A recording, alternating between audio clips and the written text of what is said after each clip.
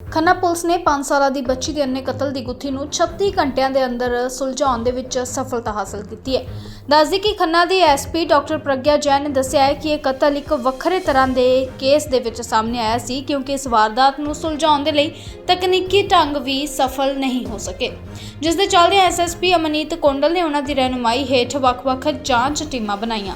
ਇਹਨਾਂ ਜਾਂਚ ਟੀਮਾਂ ਦੇ ਵਿੱਚ DSP Karnail Singh sub division Khanna, DSP Harpal Singh narcotics cell Khanna, DSP Harsimrat Singh sub division Payal, inspector Amandeep Singh incharge CIA Khanna ਅਤੇ ਇੰਸਪੈਕਟਰ ਹਰਦੀਪ ਸਿੰਘ ਐਸਐਚਓ ਸਦਰ ਖੰਨਾ ਨੂੰ ਸ਼ਾਮਲ ਕੀਤਾ ਗਿਆ ਸੀ, ਜਿਨ੍ਹਾਂ ਨੇ ਦਿਨ ਰਾਤ ਕਾਰਵਾਈ ਕਰਦੇ ਹੋਏ ਟੈਕਨੀਕਲ ਅਤੇ ਵਿਗਿਆਨਿਕ ਤਰੀਕੇ ਦੇ ਨਾਲ 36 ਘੰਟੇ ਦੇ ਅੰਦਰ 5 ਸਾਲਾਂ ਦੀ ਮਾਸੂਮ ਬੱਚੀ ਦੇ ਅੰਨੇ ਕਤਲ ਦੀ ਗੁੱਥੀ ਨੂੰ ਸੁਲਝਾ ਕੇ ਦੋਸ਼ੀ ਨੂੰ ਕਾਬੂ ਕਰ ਲਿਆ। ਦੱਸਦੇ ਕਿ ਐਸਪੀ ਡਾਕਟਰ ਜੈਨ ਨੇ ਦੱਸਿਆ ਹੈ ਕਿ 12 ਮਈ ਨੂੰ ਲੜਕੀ ਦੇ ਪਿਤਾ ਨੇ ਪੁਲਿਸ ਨੂੰ ਸੂਚਨਾ ਦਿੱਤੀ ਸੀ ਕਿ ਉਸਦੀ 5 ਸਾਲਾਂ ਦੀ ਨਾਬਾਲਗ ਲੜਕੀ 11 ਮਈ ਤੋਂ ਸ਼ਾਮ ਤੋਂ ਘਰ ਵਾਪਸ ਨਹੀਂ ਆਈ। ਲੜਕੀ ਦੀ ਤਲਾਸ਼ ਦੇ ਲਈ ਪਿੰਡ ਮੰਡਿਆਲਾ ਕਲਾਂ ਤੇ ਰਿਸ਼ਤੇਦਾਰਾਂ ਅਤੇ ਦੋਸਤਾਂ ਤੋਂ ਭਾਲ ਕੀਤੀ ਗਈ ਸੀ, ਪਰ ਨਾਬਾਲਗ ਲੜਕੀ ਨਹੀਂ ਮਿਲੀ ਸੀ। ਘਟਨਾ ਦੀ ਸੂਚਨਾ ਮਿਲਣ ਦੇ ਮਗਰੋਂ ਪੁਲਿਸ ਦੇ ਵੱਲੋਂ ਤੁਰੰਤ ਲੜਕੀ ਨੂੰ ਬੰਦੀ ਬਣਾਉਣ ਦੇ ਦੋਸ਼ ਹੇਠ ਅਣਪਛਾਤੇ ਵਿਅਕਤੀ ਖਿਲਾਫ ਮੁਕੱਦਮਾ ਦਰਜ ਕੀਤਾ ਗਿਆ ਸੀ। ਜਦੋਂ ਪੁਲਿਸ ਮਾਮਲੇ ਦੀ ਜਾਂਚ ਕਰ ਰਹੀ ਸੀ ਤਾਂ ਅਗਲੇ ਦਿਨ 13 ਮਈ ਨੂੰ ਮਾਸੂਮ ਬੱਚੀ ਦੀ ਲਾਸ਼ ਪਿੰਡ ਮੰਡਿਆਲਾ ਕਲਾਂ ਦੇ ਮੱਕੀ ਦੇ ਖੇਤਾਂ ਦੇ ਵਿੱਚੋਂ ਮਿਲੀ, ਜਿਸ ਮਗਰੋਂ ਉਕਤ ਮੁਕੱਦਮੇ ਦੇ ਵਿੱਚ ਨਾਬਾਲਗ ਲੜਕੀ ਦੀ ਲਾਸ਼ ਦਾ ਪੋਸਟਮਾਰਟਮ ਕਰਵਾ ਕੇ ਲਾਸ਼ ਵਾਰਸਾਂ ਦੇ ਹਵਾਲੇ ਕਰ ਦਿੱਤੀ ਗਈ ਹੈ। ਦੱਸਦੇ ਕਿ ਤਫਤੀਸ਼ ਦੇ ਦੌਰਾਨ 35 ਤੋਂ ਵੱਧ ਸ਼ੱਕੀ ਵਿਅਕਤੀਆਂ ਨੂੰ ਸ਼ਾਮਲ ਤਫਤੀਸ਼ ਕਰਕੇ ਡੂੰਘਾਈ ਦੇ ਨਾਲ ਪੁੱਛਗਿੱਛ ਕੀਤੀ ਗਈ। ਇਸੇ ਦੌਰਾਨ ਕਥਿਤ ਦੋਸ਼ੀ ਲਾਲ ਬਾਬੂ ਰਾਏ ਉਰਫ ਲੱਲੂ ਆਵਾਸੀ ਅਮਵਾ ਕਲਾਂ ਤਹਿਸੀਲ ਪਿਪਰਾਹੀ ਜ਼ਿਲ੍ਹਾ ਸਿਵਹਰ ਬਿਹਾਰ ਨੂੰ ਗ੍ਰਿਫਤਾਰ ਕੀਤਾ ਗਿਆ।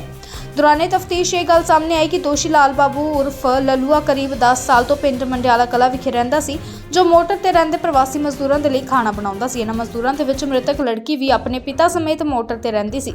11 ਮਈ ਨੂੰ ਕਥਿਤ ਦੋਸ਼ੀ ਨੇ ਨਾਬਾਲਗ ਲੜਕੀ ਦੇ ਨਾਲ ਛੇੜਛਾੜ ਕੀਤੀ ਤਾਂ ਨਾਬਾਲਗ ਲੜਕੀ ਦੇ ਵੱਲੋਂ ਜਦੋਂ ਰੌਲਾ ਪਾਉਣ ਤੇ ਕਥਿਤ ਦੋਸ਼ੀ ਦੇ ਵੱਲੋਂ ਗੁੱਸੇ ਵਿੱਚ ਆ ਕੇ ਨਾਬਾਲਗ ਲੜਕੀ ਨੂੰ ਗਰਦਨ ਤੋਂ ਫੜ ਕੇ ਉਸ ਦੇ ਸਰੀਰ ਉੱਪਰ ਜ਼ੋਰ ਨਾਲ ਗੰਭੀਰ ਸੱਟਾਂ ਮਾਰੀਆਂ ਗਈਆਂ, ਜਿਸ ਦੇ ਨਾਲ ਨਾਬਾਲਗ ਲੜਕੀ ਦੀ ਮੌਕੇ ਤੇ ਹੀ ਮੌਤ ਹੋ ਗਈ ਸੀ। ਇਸ ਉਪਰੰਤ ਕਥਿਤ ਦੋਸ਼ੀ ਨੇ ਬੱਚੀ ਦੀ ਲਾਸ਼ ਮੱਕੀ ਦੇ ਖੇਤਾਂ ਦੇ ਵਿੱਚ ਸੁੱਟ ਦਿੱਤੀ ਸੀ।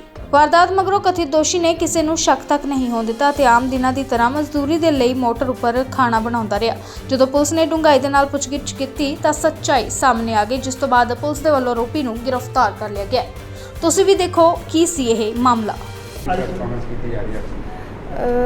ਮਿਤੀ 12/5/23 ਨੂੰ FIR ਨੰਬਰ 80 ਰਜਿਸਟਰ ਹੋਈ ਸੀਗੀ, ਜਿਹਦੇ ਵਿੱਚ ਇੱਕ 5 ਸਾਲ ਦੀ ਕੁੜੀ ਗਾਇਬ ਥੀ ਤੇ ਉਹਦੇ regarding under section 346 FIR number 80 it was registered. ਇਹ ਜਿਹੜੀ ਕੁੜੀ ਸੀਗੀ, ਇਹਦੇ ਫਾਦਰ ਨੇ ਸਾਨੂੰ ਇਤਲਾ ਦਿੱਤੀ 12/5/23 ਨੂੰ कि इस तरह से मेरी बच्ची जो है वो अभी मिसिंग है।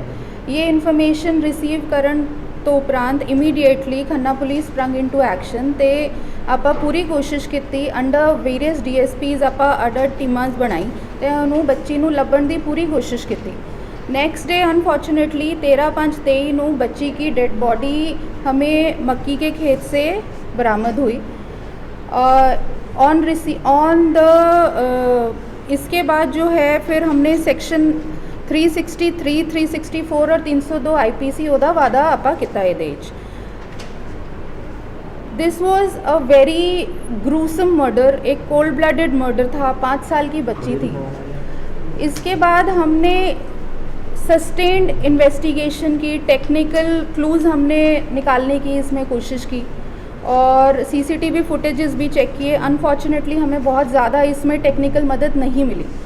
सो as per the directions of our SSP ma'am Mrs Amneet Kondal, several teams work day and night, ਜਿਹਦੇ ਵਿੱਚ DSP Khanna, DSP Karnail Singh, DSP Payal Harsimrat, DSP NDPS Harpal Singh, incharge CIA SHO Sadar, ये सब ने मिलके along with the support of the villagers and the sarpanches and the entire panchayat of Mandiala Kalan village, हमने दिन रात इसमें मेहनत की और सस्टेन्ड इंटेरोगेशंस के बाद हमने कुछ सस्पेक्ट्स राउंड अप किए। 12 से 15 सस्पेक्ट्स इसमें राउंड अप किए गए और उनकी सस्टेन्ड क्वेश्चनिंग और साइंटिफिक इन्वेस्टिगेशंस और एक ह्यूमन इंटेलिजेंस के बेसिस पे ये केस फाइनली क्रैक हुआ और एक्यूज्ड को आइडेंटिफाई किया गया और अरेस्ट किया गया।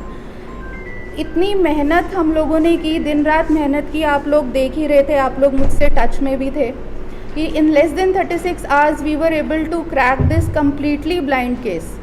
ਜਿਹੜਾ ਐਕਿਊਜ਼ਡ ਹੈਗਾ ਉਹਦਾ ਨਾਮ ਹੈਗਾ ਬਾਬੂ ਰਾਏ alias Lalua son of Sarjug राय और ये शिवहर बिहार ਦਾ ਰਹਿਣ ਵਾਲਾ ਹੈ।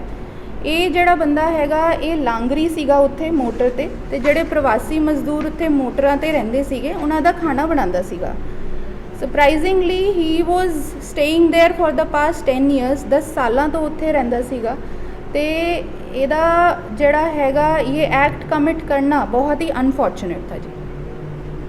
हाँ जी मैडम जी की कारण है मर्डर का बेसिकली मेन रीजन की रहा?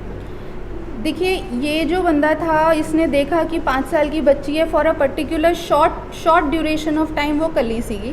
ही ट्राइड टू मोलेस्ट हर कोशिश इन्हें की बच्ची ने शोर मचाया। He was not able to commit the act कर नहीं पाया तो उस एक गुस्से में आके इसने बच्ची को पकड़ा। इसने उसका गला दबाया। 5 साल की बच्ची है बहुत छोटी बच्ची है और उसके बाद उसने उसकी बॉडी के ऊपर अपने हाथ से ही बहुत serious blows he hit her so the girl died instantly. इन्हें फिर की किया कि इन्हें बॉडी जड़ी हैगी वो वहाँ से थोड़ी दूर इसने छिपा दी क्योंकि उसको लग रहा था कि ये पकड़ा जाएगा और बॉडी फिर वहीं से मक्की के खेत से जो है वो रिकवर हुई। नहीं जी this has not been evident till now but we will be getting it tested. किन्नी के एज सी ਇਹ 49 to 50 ਇਅਰਸ ਆਫ ਬੱਚੀ ਨੂੰ ਵਰਗਲਾ ਕੇ ਰਹਿ ਕੇ ਗਿਆ ਸੀ? ਨਹੀਂ ਬੱਚੀ ਜੀ ਉੱਥੇ ਹੀ ਰਹਿੰਦੀ ਸੀਗੀ ਮੋਟਰਾਂ ਤੇ ਰਹਿੰਦੀ ਸੀਗੀ। ਪਹਿਲਾਂ ਕੋਈ ਸ਼ਿਕਾਇਤ ਵੀ ਕੋਈ ਅਸੀਂ ਪਰਿਵਾਰ ਨੂੰ ਪਹਿਲਾਂ ਲੱਗਿਆ ਹੋਵੇ ਪਹਿਲਾਂ ਵੀ ਕੋਈ ਅਸੀਂ ਛੇੜਖਾਨੀ ਹੁੰਦੀ ਹੋਵੇ? नहीं ऑन द कॉन्ट्रेरी ये जो बंदा था ये एज अ सस्पेक्ट भी फिगर नहीं हुआ था स्टार्टिंग में टू द एक्सटेंट कि everyone was vouching for him. तो खन्ना पुलिस ने जिस तरह से इस केस को क्रैक किया ये अपने आप में ही एक डिफरेंट केस है। पोस्टमार्टम की रिपोर्ट आई उसके बाद फिर हमने साइंटिफिकली इंजरीज़ को एनालाइज किया कि कैसी कैसी इंजरी है क्या कॉज ऑफ डेथ हो सकता है। क्राइम सीन रिकन्स्ट्रक्ट किया गया। I met a lot of you on the crime scene also including you और वहाँ पर जाकर फिर जितने भी वहाँ प्रवासी मज़दूर थे उनको वहाँ लेके गए उनको वहाँ प्रेजेंट किया किसकी किस समय मूवमेंट थी नहीं थी उस सब के बेसिस पे फिर finally we came to this conclusion.